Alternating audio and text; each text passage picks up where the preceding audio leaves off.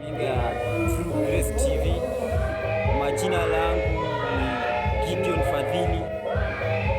Tumekuwa katika ibada ya mtumishi Apostle Pastor Philip Nyongesa katika mji wa Eldoret Langas, na ibada imekuwa ibada njema ya baraka. Acha tupate wapendo hapa, ndugu zetu watueleze vile ibada ilikuwa. Karibu ndugu. Asante sana. Niko majina inaitwa Nyakwa Davis. So ibada ya leo imekuwa mzuri, tumesikia neno la Mungu, tumeweza kubarikiwa. So tumesema asante na mbarikiwe sana. Asante sana. Unaweza ambia nini mtumishi wa Mungu? Mimi naweza ambia mtumishi wa Mungu aweze kutuombea sana na aweze kubariki pia yeye. Sina mambo mengi. Asante. Acha tena tuweze kuongea na ndugu yetu hapa, atueleze ni nani, anatoka wapi, ibada ya leo imekuwaje sana. Mimi kwa majina naitwa Steven. Mimi ni mshiriki wa Love and Truth ya Mumbi Langas. Kwa upande ya kazi ya kanisa mimi ni coordinator. Nafurahi kwa ibada ya leo Jumapili, imekuwa ibada ya baraka sana. Tumefanya ibada ya amani na watu wamebarikiwa na wengi wamefunguliwa katika mashika zao mbalimbali, na tunaona katika ibada yetu na katika shughuli zetu za kanisa tunatarajia maendeleo katika ibada hii na katika maisha hii, na tunaamini Mungu kwamba atatuinua kiwango cha juu sana, kwa maana tunaona anashikilia mikono yetu sana na anafanya miujiza na ishara yale ambayo si wanadamu hatuwezi kuyafanya. Tunashukuru kwa mchungaji wetu ambaye amesimama nasi hapa, anaitwa Pastor Philip Wanyama Nyongesa. Anatulea katika njia ya amani na upendo na furaha, na tunashukuru. Unaweza shauri nini dada ama ndugu ama kijana aliye nyumbani? Unaweza mshauri nini? Shauri ni kwamba kukaa nyumbani haina faida kwa mwanadamu. Kukaa nyumbani ni kukaribisha mawazo yale ya upotofu ambayo inafanya mtu unapotea njia, unaingia katika masengenyo, mambo mengi isiyofaa. Ni vyema sana kuchukua nafasi yako kuja katika kanisani, ushiriki pamoja na wenzako, utapata mafunzo mbalimbali ya kukujenga kwa imani na utasonga mbali sana. Asante. Yeah. Kabla sijamalizia kabla sijaitamatisha, tuko na ndugu yetu katika kanisa hii ya Love and Truth, kiongozi wa vijana. Unaweza ambiaje nini wa vijana kuhusu kanisa hili? Okay, kwanza ni Love and Truth Mission of Kenya. Mission moja ilikuja ni ile kukomboa mioyo zilizokuwa zimedunisha, watu warudi kwa Mungu, kwa sababu tunaamini sisi wote tuliumbwa kwa mfano wake Mungu, na vijana haswa ndio tunazingatia sana wakubwa katika kanisani kwa sababu ya maendeleo hapa na pale, kwa sababu kanisa vijana ndio kanisa ya kesho. So vijana ndio mstari ya kwanza kuweka mbele, wakuje kwa Mungu ili tupate kanisa ya kesho. Unaweza ambia nini kijana aliye nyumbani? Unaweza mwambia nini? Unaweza mpatia mawazo gani? Okay, kwa ndugu yangu mwenye ako nyumbani, naweza mwambia kwanza akuje kwanza tukae chini, tujue yeye na mimi, tujue tofauti kwa wapi, kwa sababu tukienda kwa ukweli ya kwamba utapata mimi na yeye ni kitu kimoja. Mimi namwabudu Mungu, pia atamwabudu Mungu, so kuna faida zenye atapata kanisani. Yeye akuje tu kanisani, tuabudu Mungu pamoja na Mungu atabariki.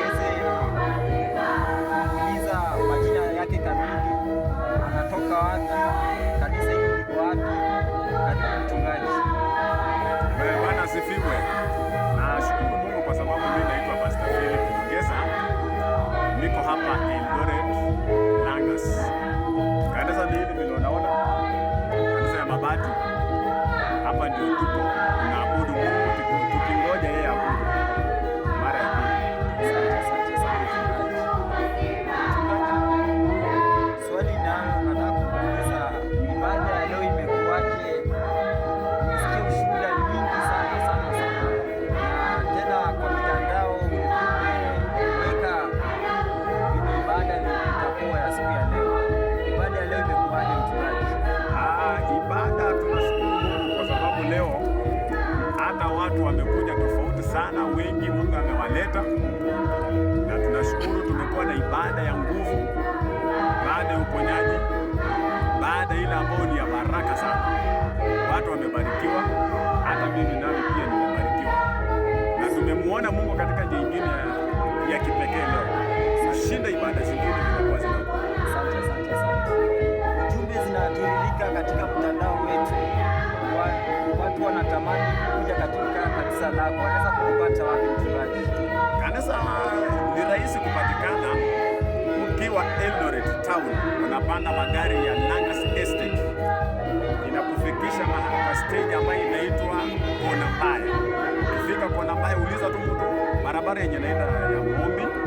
Sisi tuko hapo chini mahali ambapo kwa matangi. Ukiuliza bodaboda yeyote tu atakupeleka mpaka kwa matangi. Sisi tuko kwa barabara kabisa, inaonekana hata matangi ndio matangi inaonekana kabisa vizuri. Asante. Unaweza waambia nini watu kuhusu kanisa lako? Kanisa sisi tunahubiri upendo, kwa sababu tunaitwa Love and Truth. Hata ndio hilo ni hivi vile umeona Love and Truth. Hii inamaanisha kwamba tunahubiri kuhusu upendo, tuna demonstrate love of Christ. Hiyo ndio tunatangaza hapa, na ukweli, upendo ambao iko na ukweli. Kuna maneno mawili ambayo tunazingatia hapa ili maisha ya watu vile umeona hapa imeandikwa changing life to change our world. Dunia haiwezi badilika, lazima mtu abadilike. Akibadilika ana uwezo wa kubadilisha dunia, na mtu hawezi badilika kama hujamwambia ukweli.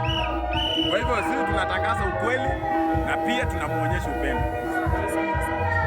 Mchungaji, swali linalofuata linaweza kuwa ngumu tena linaweza kuwa rahisi. Kanisa hili ni hili tu hadi kuna zingine zinginezo? Kuna kanisa mahali ambapo nimetoka inaitwa estate ambayo inaitwa ya Mainine.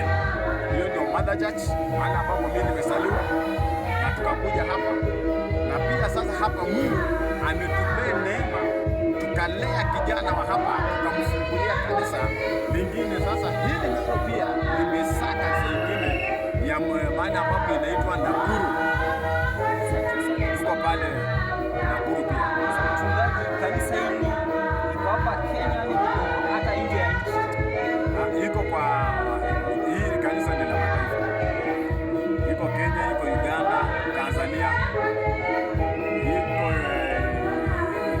iko Zimbabwe, Malawi, kanisa iko US, makanisa ni nyingi pale mpaka Ufilipino. Asante. Mchungaji, malengo ya hii kanisa ni nini kwa washiriki? Malengo ya hapa kanisa ni kubadilisha maisha ya mtu. Mkristo abadilishe maisha yake, ibadilike ili apate nafasi ya kubadilisha mtu mwingine, na dunia itabadilika mtu anapobadilika. Asante. Ujumbe inaendelea kumiminika katika mitandao yetu. Kuna mama huyu anauliza, anaitwa Catherine Wanjiku, kanisa hili lako linakuanga na ibada ya wamama? Kanisa tuko na ibada, tuko na mpangilio wa ibada sisi hapa kanisani. Mimi kama pastor mlezi na ni mentor, kwa sababu ukishahubiria mtu, maandiko nasema kwamba twende mataifa tuhubiri Injili na tufanye mataifa wao wanafunzi. So wanafunzi tuko nao hapa, na tumepanga ibada ya vijana. Tunakuwa na ibada ya vijana wiki ya pili, na kina dada pia niko nayo ibada yao, tuliwapea ruhusa wiki ya 4 wa mwezi. Asante mchungaji. Jumbe mwingine na kijana huwa anasema, mtumishi wa Mungu,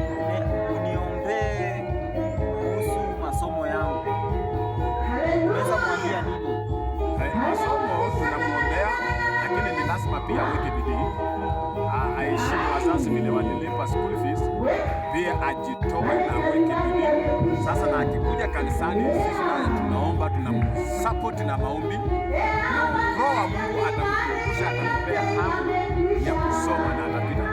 Asante.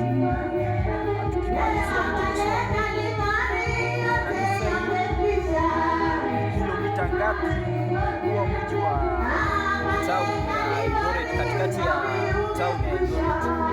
Kilomita ngapi, yani hadi unaweza enda na masaa mangapi kufika katika kanisa lako? Ya kanisa kutoka Eldoret ni kilomita 9. Tangu umefika kanisa kilomita 9. Unaweza tumia pikipiki, unaweza tumia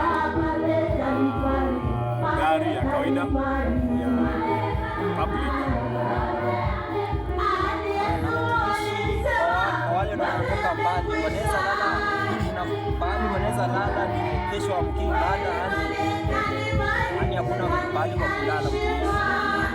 Mahali kanisa kama kanisa hatujafikia mahali pa kupeana nafasi mahali pa kulala, lakini tuko na baadhi ya wale members ambao wanakuja kanisani wakilala wakikesha hapo na kutafuta kusoma. Asante, asante, asante. Na mwingine anauliza kanisa hili linafunguliwa kila siku? Yes, kanisa inafunguliwa kila siku kuanzia saa 11 siku mpaka saa 1 tuko na glory, na tukitoka saa 1 kanisa tuko na baadhi ya watu hapo, lakini kuanzia Tuesday tunakuanga hapo kuanzia asubuhi mpaka jioni, Thursday tunakuanga hapo kuanzia asubuhi mpaka jioni, pia Saturday kuanzia saa 8 tuko kanisani, na Jumapili ni kawaida lazima ujumbe umetufikia hivi sasa. Naitwa Bishop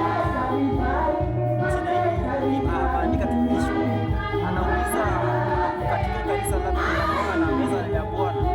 Meza ya Bwana iko watu wanafanya baada ya mwezi mbili. Asante mtazamaji wangu wa Julius TV, umekuwa nami mtangazaji wako Fadhili, na nimekuwa leo na mtumishi wa Mungu Pastor Philip Nyongesa. Tumehojiana naye, ametuambia mambo mengi kuhusu neno la Mungu na vile unaweza fikia kanisa lake. Asante tena, acha tukutane tena masaa ingine, wakati mwingine. Asante, asante, asante.